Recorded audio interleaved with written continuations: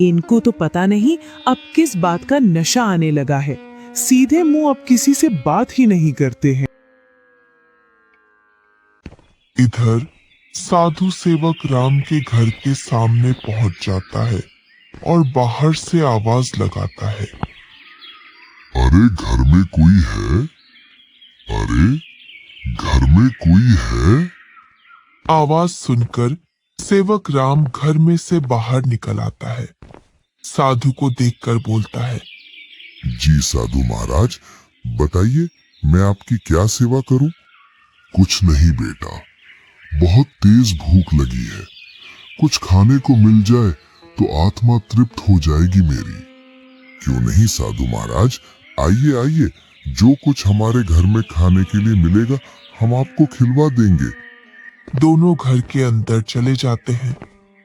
सेवक राम और साधु जमीन पर बैठ जाते हैं और सेवक राम अपनी पत्नी से बोलता है, अरे भाग्यवान, घर में कुछ हो तो खाने का साधु महाराज को ले आओ।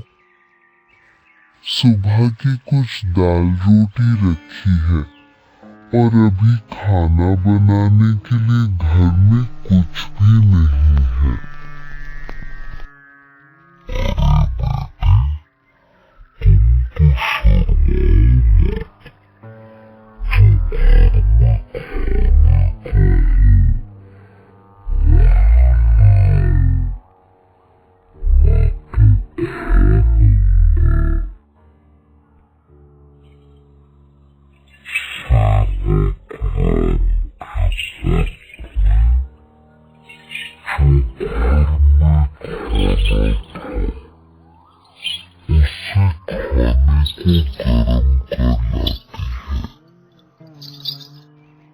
लीजिए साधु महाराज, गरीब के घर का खाना, हमारे पास तो खाने में यही है।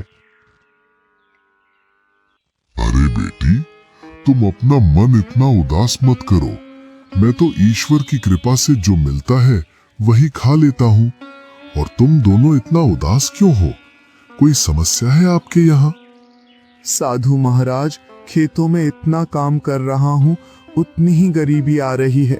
गरीबी कम होने का नाम ही नहीं ले रही है। अब तो स्थिति ऐसी हो गई है, 2 वक्त का खाना भी बड़ी मुश्किल से मिलता है। पता नहीं ईश्वर हमारी कौन सी परीक्षा ले रहा है। ये कोई बीमारी तो है नहीं जिसका... अरे घर में कोई है? आवाज सुनकर सेवक राम घर में से बाहर निकल आता है। साधु को देखकर बोलता है, जी साधु महाराज, बताइए मैं आपकी क्या सेवा करूं? कुछ नहीं बेटा, बहुत तेज भूख लगी है, कुछ खाने को मिल जाए तो आत्मा तृप्त हो जाएगी मेरी।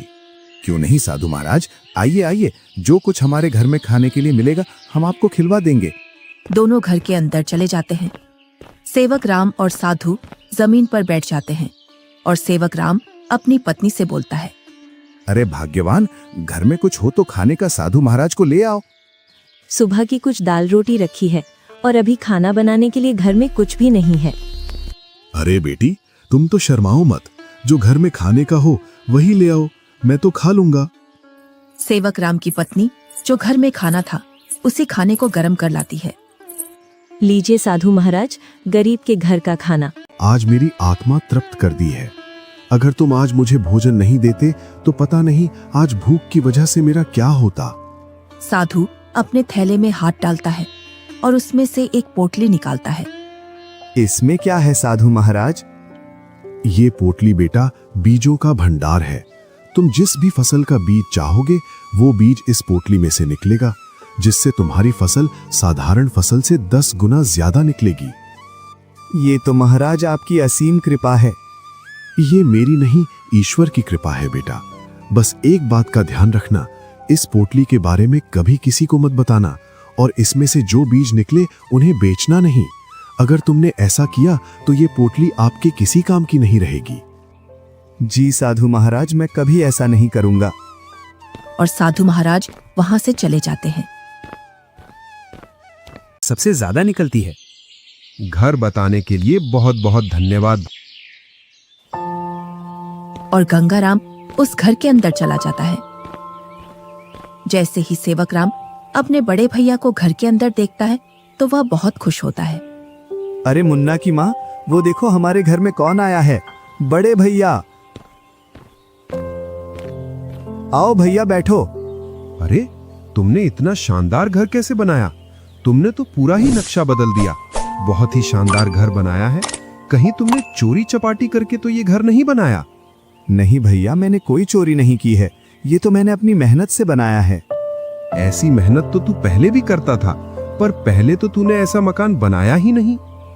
भैया आपसे क्या छुपाना, जब आपका प्रोग्राम था उसके एक दिन बाद हमारे घर पर एक साधु आया था। उसको हमने पेट भर खाना खिलाया था। आज उनके आशीर्वाद की वजह से ये सब है हमारे पास।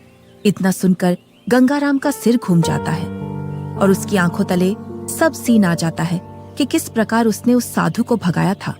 वो साधु तो सबसे पहले मेरे घर आया था। इसका मतलब ये सारा धन मेरा हुआ। क्या बोल रहे हो भैया? ये तो मैंने अपनी मेहनत से खड़ा किया है, ना कि जादू से। ये सब तुझे साधु के आने बाद ही मिला है ना? तो इस गांव में सबसे पहले साधु मेरे घर आया था। अगर मैं उसे खाना खिला देता